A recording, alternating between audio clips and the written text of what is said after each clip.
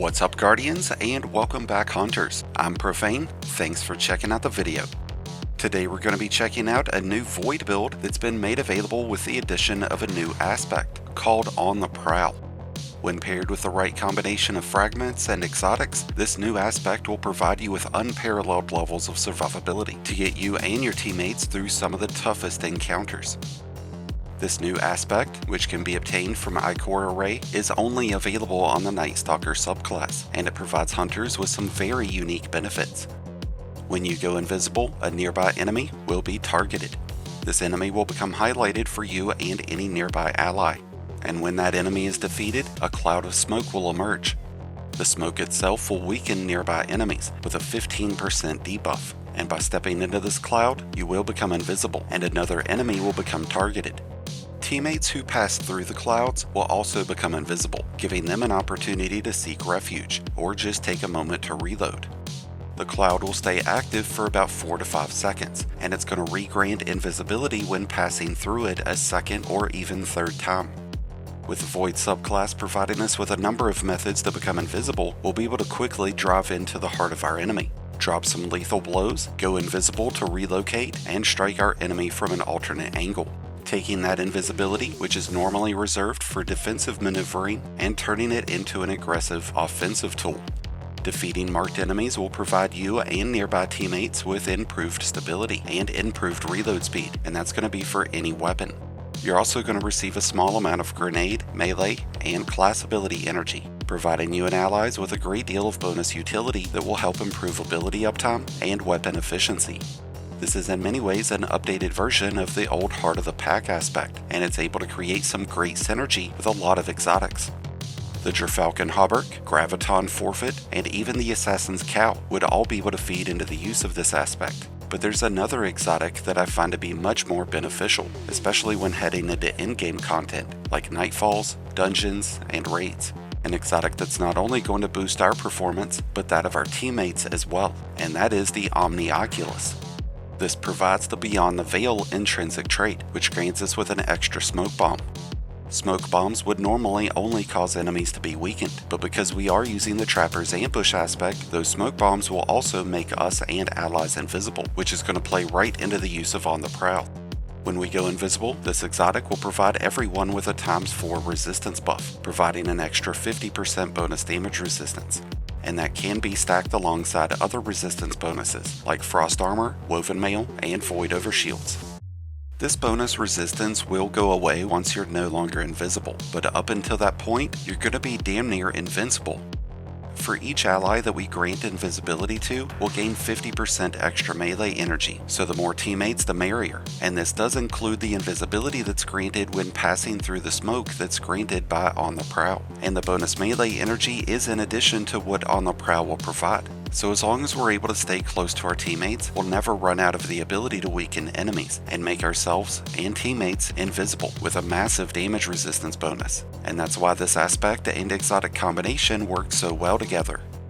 A setup that revolves around the Gerfalcon Hauberk would be great for a solo player using the stylish executioner aspect, but in that case the invisibility and the benefits all become about you. But because we are more focused on overall team play and keeping everyone alive, the combination of On the Prowl and Omnioculus is a much better choice.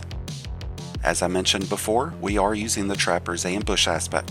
Along with sharing our invisibility with teammates, this aspect provides us with the option of a mid-air slam.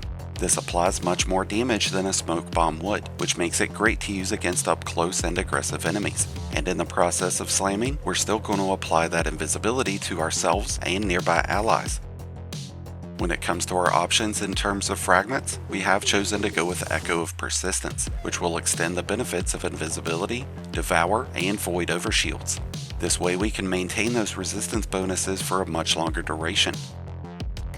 We've got Echo of Undermining, which will grant our Vortex grenades with the ability to weaken enemies, applying another 15% debuff to potentially several enemies. Because of Echo of Harvest, we will create Orbs of Power and Void Breaches whenever defeating weakened enemies. Void Breaches will grant us with bonus class ability energy, which will help us regain our dodge energy much faster, and since we are using Gambler's Dodge, our dodge regenerates our melee.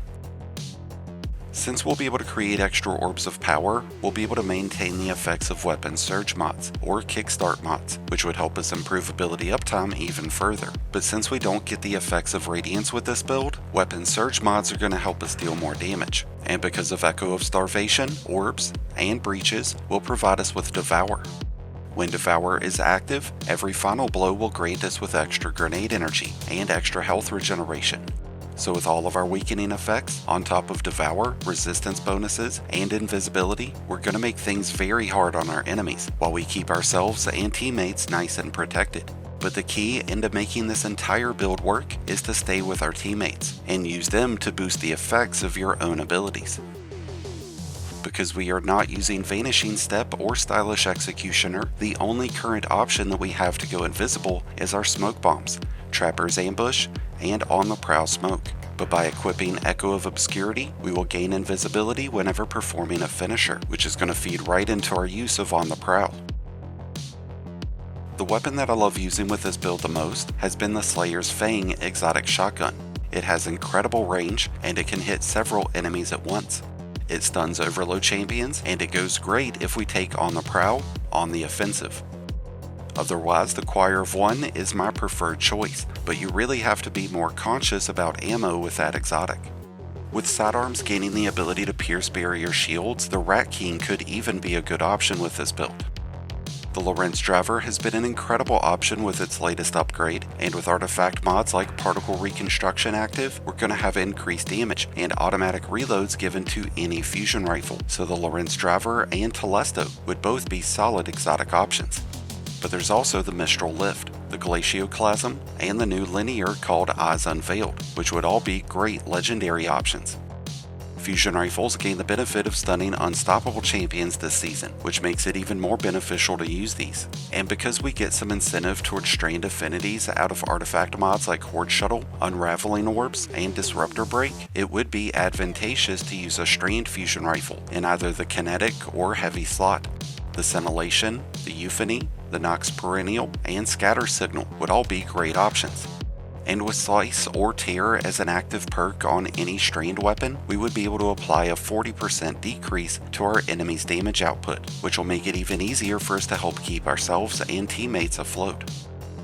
A new option in terms of strained weapons is the Adamantite, which is a support frame auto rifle that can drop with a number of beneficial perks like Circle of Life, Reciprocity, Slice, Tear, and Hatchlings. It's not the strongest option in terms of damage, but with our focus on team support, this would be a great option. When it comes to void weapons, we would love to see Destabilizing and Repulsor Brace, and that's an available option on several weapons. Destabilizing will cause enemies to become volatile. Volatile enemies will explode after taking continuous damage, so this will be great for added crowd control. And with Repulsor Brace, we're gaining the benefit of a Void Overshield, which will have a longer duration because of Echo of Persistence.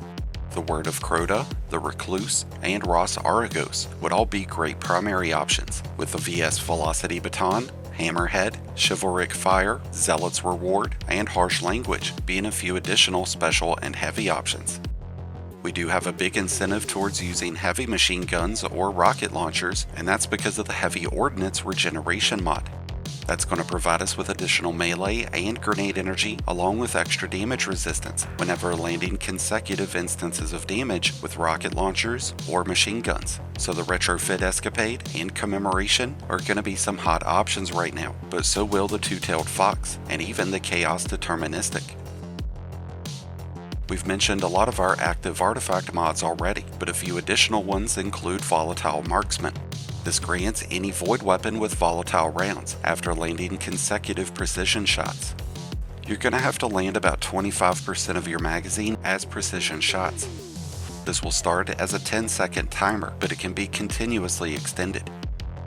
We're also using Maligned Harvest, so after we've inflicted volatile onto an enemy, our next source of void damage will discharge a weakening burst that will hit all nearby enemies. And with the boosted version of this perk, we'll gain a Void Overshield whenever we apply weakening, allowing us to almost indefinitely maintain the benefits of a Void Overshield and all those resistance bonuses.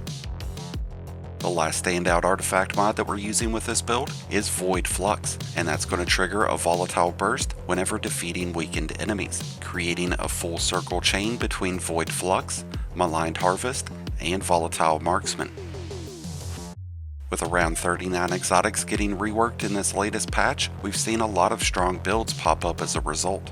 The Omnioculus won't be a build that dominates in terms of superior damage output, but when it comes to survivability of you and your team, this new combination provides world-class performance, and is going to be a reliable build option for hunters to use in all of the in-game content available here in Heresy. And as long as Tether doesn't get disabled for the new dungeon, it's going to be a great option there.